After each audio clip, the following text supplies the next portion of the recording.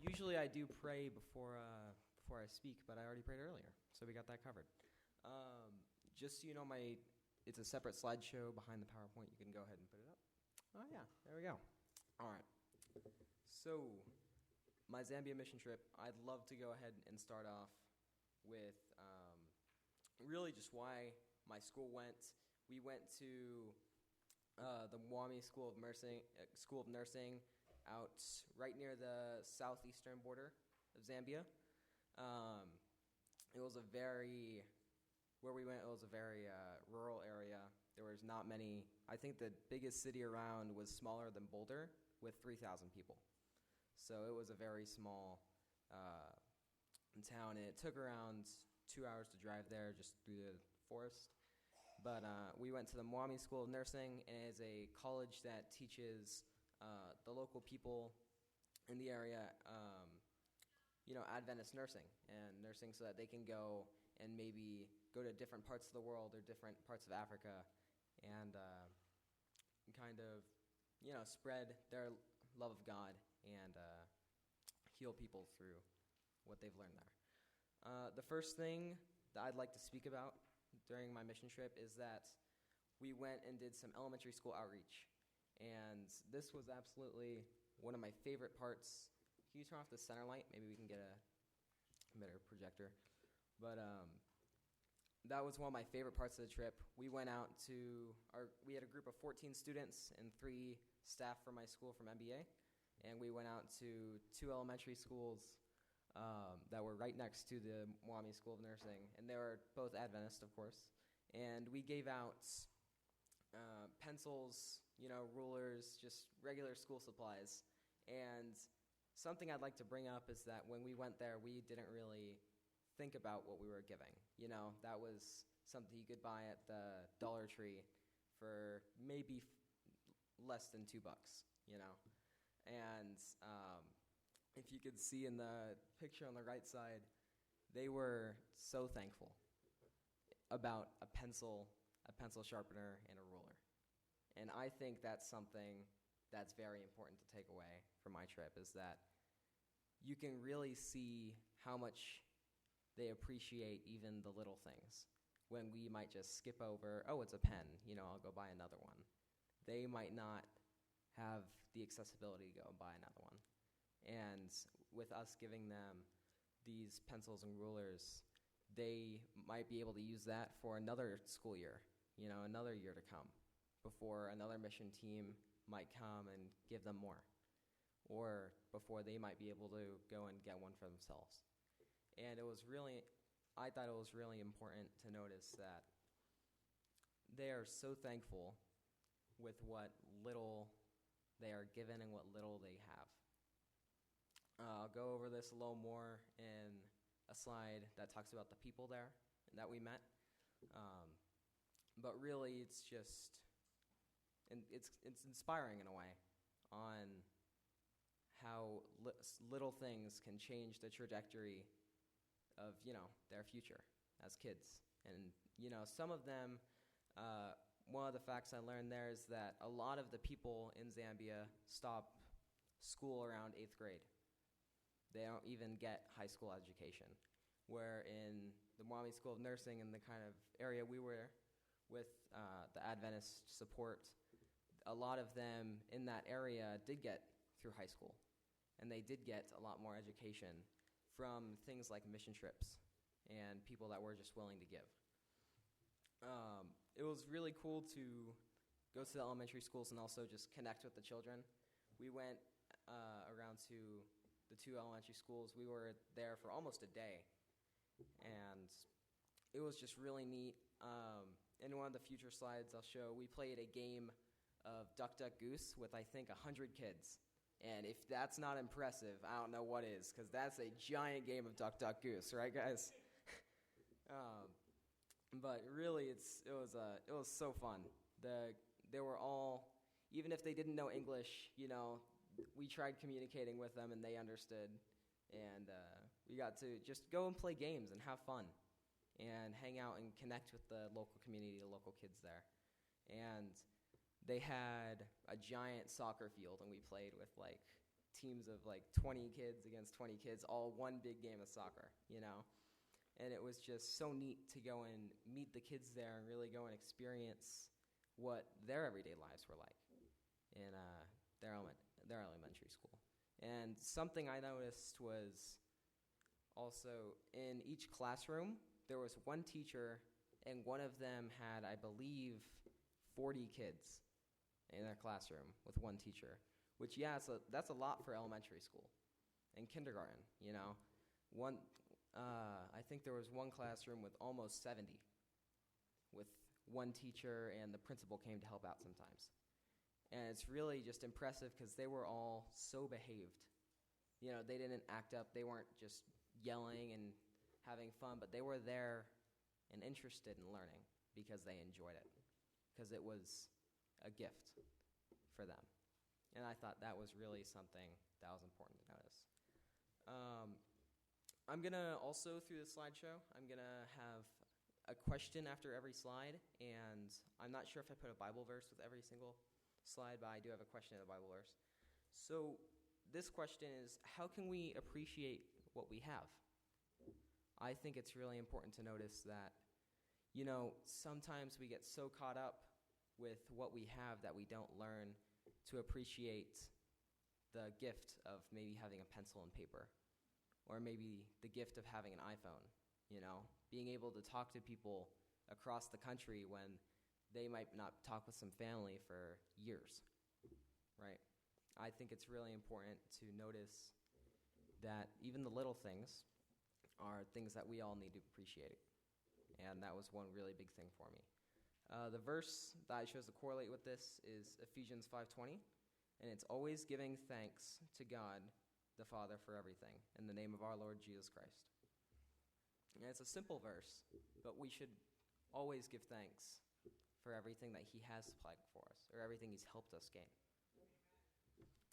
The next slide, if you can go to the next slide, it is village outreach. We did some outreach in a local village there. Originally, it was just going to be our mission group, but actually I think around 150 college students that were at the college came in their own free time and chose to go and do some outreach with us. So we had a group of 170 people around, which was giant, but we just went to a local village around an hour walk away, and we brought some toys for the kids. We brought some food, maybe some snacks, some it was like butter biscuits, those sweet treats, We brought some of those, and we went there with the intention to give, just like we did with the elementary school. And especially this village, something that was really important is why they were so close to the hospital was because that was an area where they did still have leprosy. That was a group of people that used to be lepers, and they're still kind of outcasting themselves in fear of it. And I think it was really important that when we went there, we went and gave to them. And something that was really neat was they kind of acted like they were different, but I don't think we treated them that way. And I think they were really grateful for that. When we went and we gave a bunch of the kids, these little Rubik's Cubes or those little popper thingies that you can, buy at the dollar store for like 1 cent or something like that. But we just went and gave. And I thought it was such a neat experience to go and, we went and gave to the village. We did a sermon with everyone. But it was also really interesting to see how they lived. I mean, we went in one of the houses because it started pouring at one moment that we were there. And we went in the houses to take shelter. And all they had was a mat on the floor and maybe a bucket,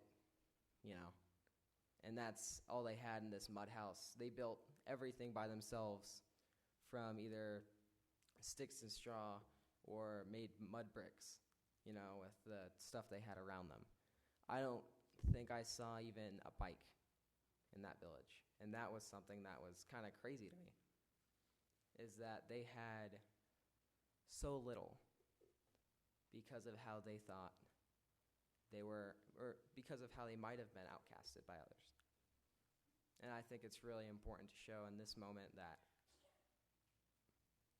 we should always accept people for who they truly are and not for, maybe the disabilities they have on the outside. Like the old saying says, don't judge a book by its cover. We should also do that with people, not just books. One of my questions for this slide is, how can we give more so they can have the ability to gain what we take for granted? And I think it's really important to notice how, these people, they didn't have a lot, and how we really need to pay more attention to these parts of the world. I think it's very skipped over that, these, and really they don't really get shown. Some people think the world is sunshines and rainbows, but these people don't have even a bike, when we might just take that for granted going to the grocery store, right? I think it's really important to notice that, when there is a time to give, say, sometimes we have the offerings for local mission trips, or mission trips that are calling out for funds. I think it's really important that we can give and really show our appreciation to them going out there. And I think that was my main takeaway from going to the villages. My next slide goes back to the work on campus there. In Wami, it was an amazing school, really. The people were so nice, so caring. They really took us in as one of their own, and they showed us everything they could. Some of them just picked some sugar cane off the road and then gave it to us. And some people in my group were like, "How do you eat this?" And then they showed us, And I think it was just so neat that they showed us how they lived when we had no idea what to do. They showed us a different way of life than we were way used to. I think that's a really important thing about traveling and going on mission trips, is that, maybe while we're there, we should also learn how to live differently. And I think that was something that really also brought my appreciation for the things I had. I think that really sparked a lot more in me, is that realizing just to be happy with what you have. I think it's so cool that you could just go and walk down the side of the road and pick a piece of sugar cane and just have a good snack on the way, right? You don't have to pay $3 at 7-Eleven or something, right? But, I just think it's so neat when we got to work on campus and really learned how they live. Some things we did on campus was we helped build a prayer garden. We went and helped repaint classrooms for the school. Really just basic things that needed to be done. They didn't really have the funds for it, and that's what our main mission was. Most of the days we were working there, we were working on the prayer garden and painting and all that stuff. A few students, including me, we got to learn how to tile.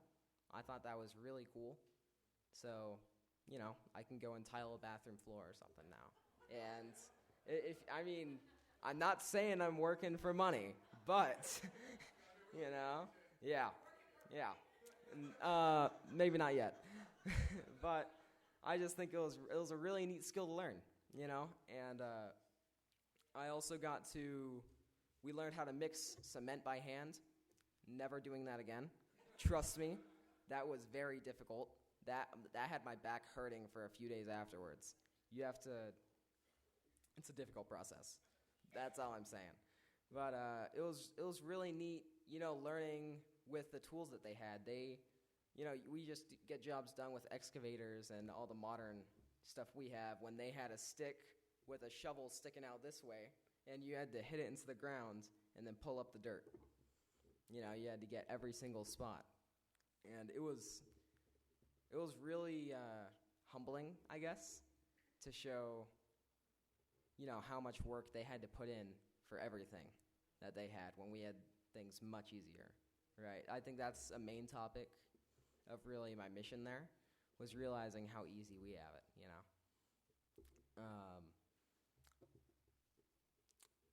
It was really neat also painting classrooms. I learned how to spackle the walls, get all that stuff done. We had to mix our own paint at one point.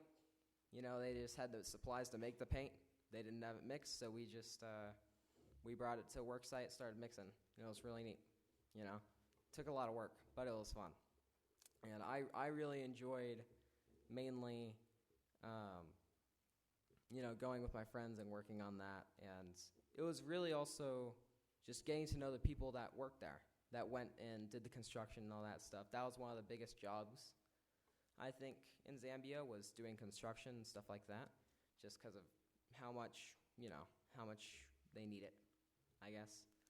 But it was really neat getting to learn with the materials they had, rather than using things that were made in a factory and shipped across the country, Just, the shovel broke, let's make a new one, right? Just a bunch of really cool, ways to get stuff done. Working to tile, that was really neat. I kind of went over that already, but one thing I do want to notice is that I made a really good friend. He was the guy that taught us all how to tile, and I'm still talking with him to this day. I still message him overnight, and he messages back in the morning for him, when for me it's like 3 a.m. But the day before, mind you. But it's really cool to go and make those friends across the world.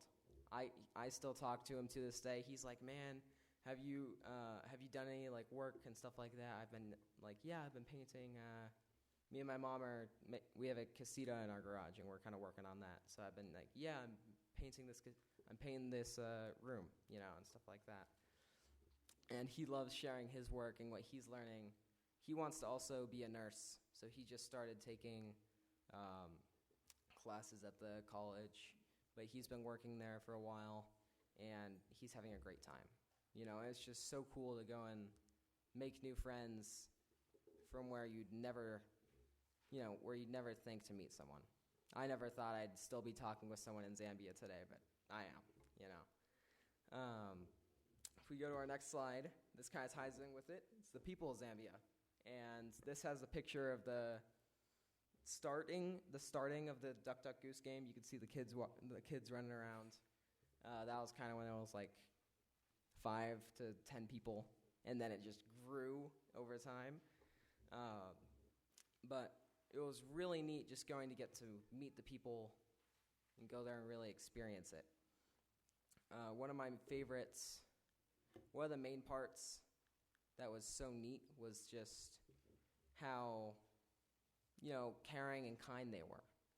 I think it's really interesting how every single person you pass by on the street, they said hello and they asked how your day was going. And I thought that was so cool, because here in America, if you walk on New York and you say, how are you to someone, they think you're crazy. Yeah, they think you're weird. But there, it's a normal thing, and it's weird if you don't say hi. It's weird if you don't ask someone how they're doing. And they're really caring. They're really loving towards, especially even as, foreigners. They still loved asking questions about where we were from and what we were doing there, and if they could help in any way they could. One of the really cool things that we experienced there was a kid that lived on campus. His mom was one of the teachers in the college, and his name was Jeff, and that's all we knew. He didn't speak any English. He didn't do anything, but he hung around the work site every day we were there. And he was with us almost 24/7. And he just went, and whenever we were taking a break, he wanted to go and play tag. Or he wanted to, once he just stuck his arms in a paint bucket and came out and started chasing us around with it. And we were like, what are you doing? And he was like, I don't know. But he was, he was having fun. He was enjoying it. He was hanging out with us. That was one of the sadder things when we left, is that we had to leave Jeff. And we loved him. He was so fun. He would always, if we were just like tired and out of it, he'd always find a way to cheer us up or find a way to have some fun. And I thought that was so neat. And something I learned was that, even if he doesn't speak English, there's still the universal language of having a good time, and just enjoying each other's presence, or just playing a game, or, just going out and experiencing the world with someone. And I thought that was a really important lesson that I learned from the people. If we go to the next slide, it's ministry and spiritual life. And I just realized I did not go over the questions for the past 2 slides. So I'll go over the questions for that slide. Yeah, sorry guys. For the people of Zambia, the question for that is, how can we be more kind? And I brought up a verse that I think really symbolizes their ideology of it. And it's Luke 6:31, and it says, "And as you wish that others would do to you, do so to them." And I think that really embodies their idea of being kind to others. It's just everyone wants to be treated that way, so why not do it? Right. And I think that's a really big concept that's skipped over a lot, but it's very important. Ministry and spiritual life. It was one of the main shocking things was how everyone there could sing beautifully.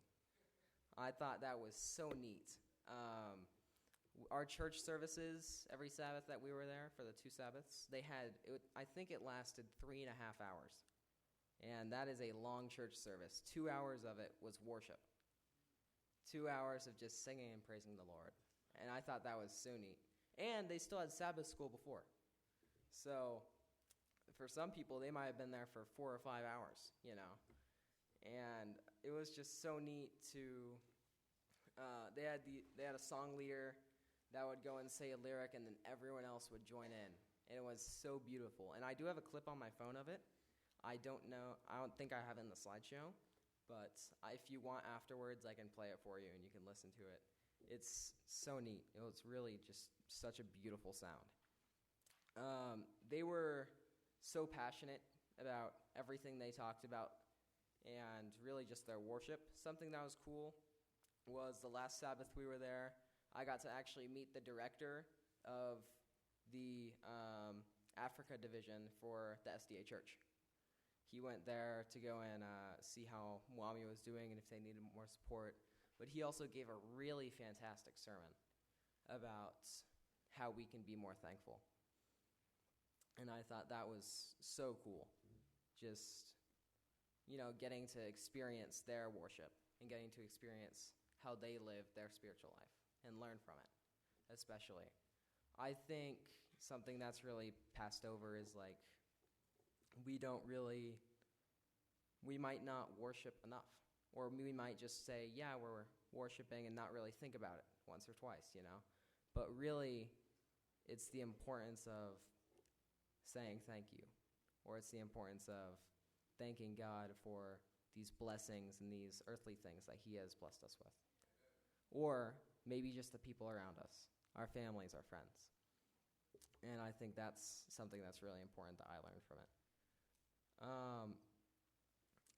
This photo on the right side, it's kind of darker because of the projector screen, but that was the worship in the village that we had, and that was, I think, a quarter of the people that were there. And you could see a lot of people if you could see the photo. You could see a lot of people in there. And it was just so neat.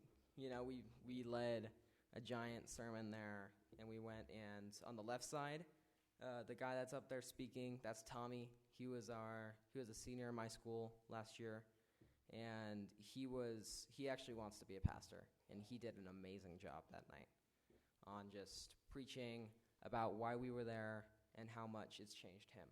Just kind of like how I'm preaching up here to you guys. And it was really neat and interesting to go over that ministry and spiritual life. And the question for this is, how can we do more to praise God?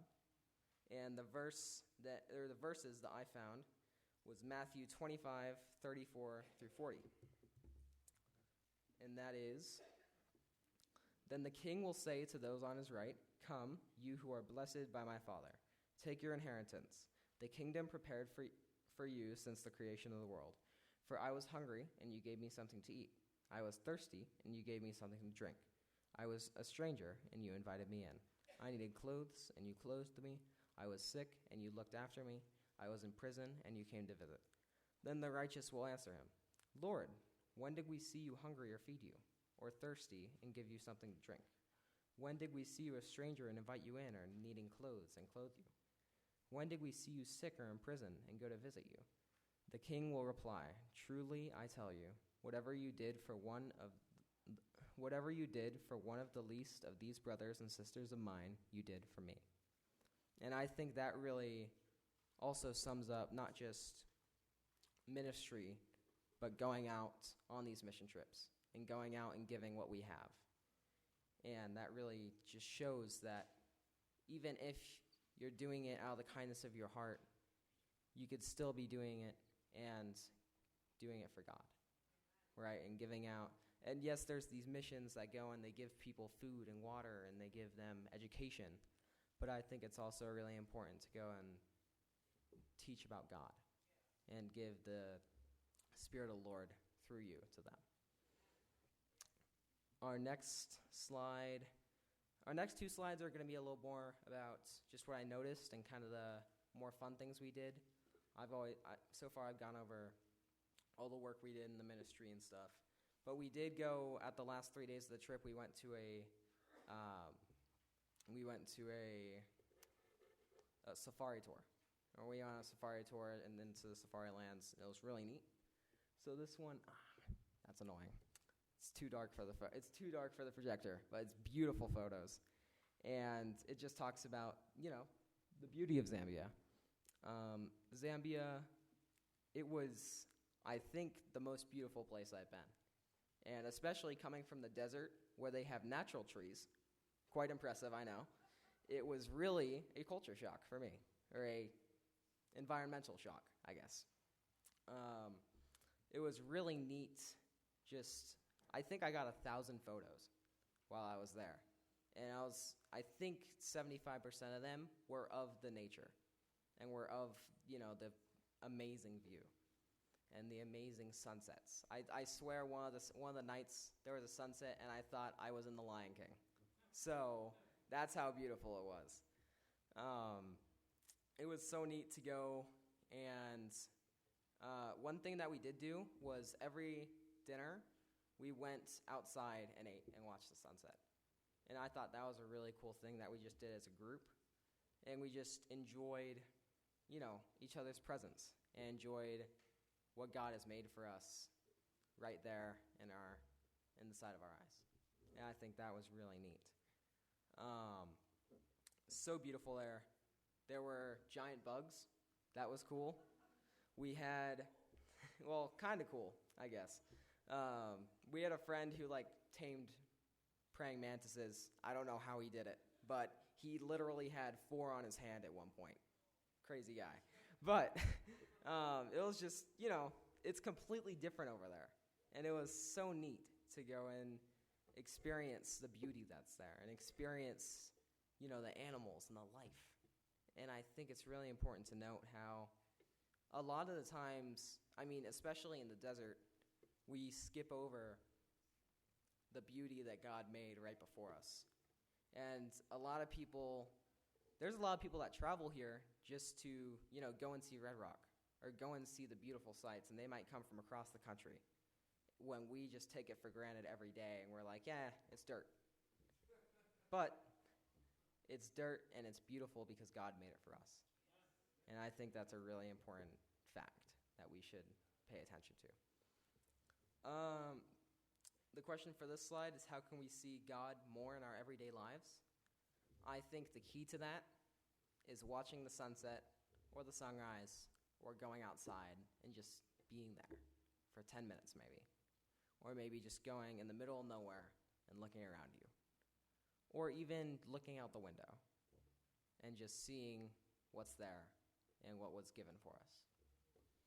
The verse for this is Matthew 5:8, and it's, "Blessed are the pure in heart, for they shall see God." And I think the pureness of our heart is seeing what he created for us. The next slide is the last slide. Yes, you could see this one. Thank you. This one is the beauty of his creations. And these were just all animals that we saw on the safari tour. So neat. That was the actual distance of the giraffe. It actually came right next to our car and tried eating the roof. It thought it was leaves, but it was not. But it was just really neat. We got close to so many beautiful animals that I wouldn't have seen anywhere else in the world, other than maybe the San Diego Zoo. But but it's so much cool seeing them more in the wild, seeing them in their natural habitat. I saw a family of elephants just passing by. We saw that giraffe. I think that was the dad of a family of like 5. And there were 3 little babies that were running along with them. And it was so cool to see, and just see the nature and the animals that were there.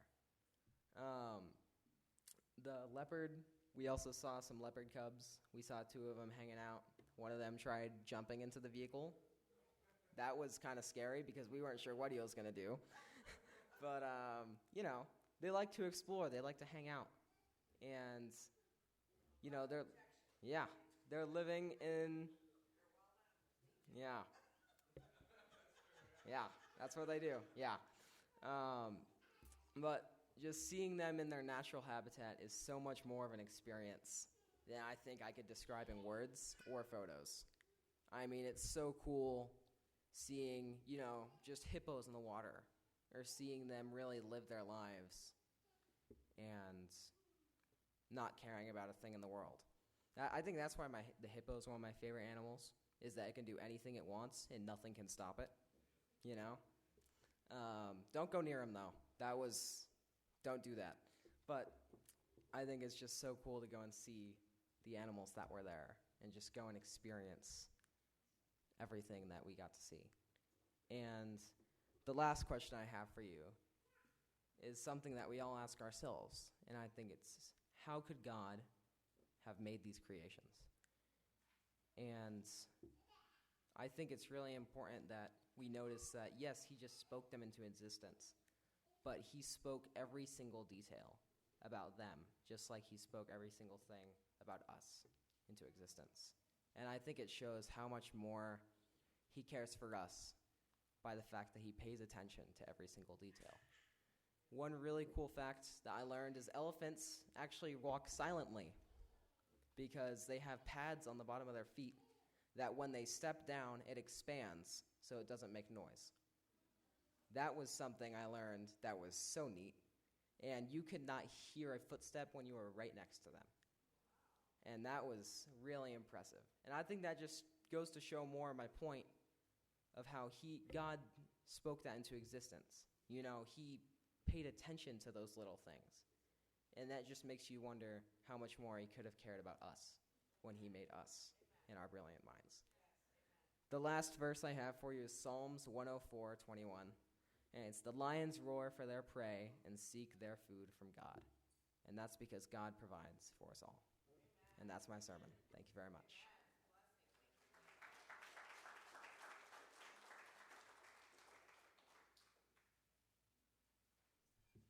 Thank you so much, TJ, for giving us that amazing witnessing of your trip out there. So I just want to close off with James chapter 2, verse 14 through 17. What good is it, my brothers and sisters, if you say you have faith but do not have works? Can faith save you?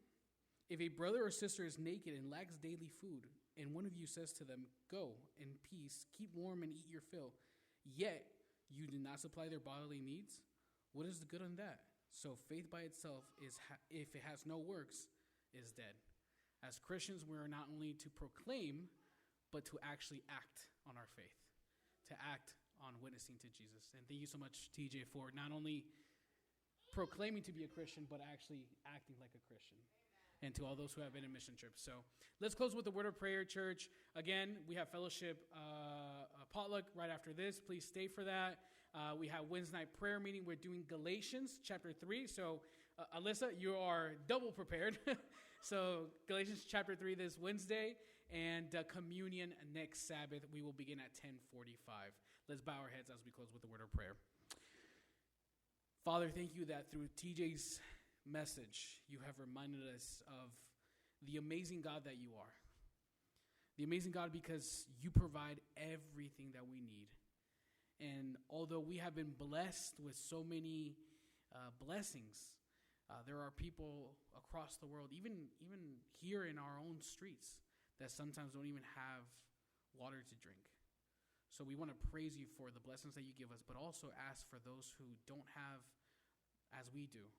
Please, Father, provide for them as well.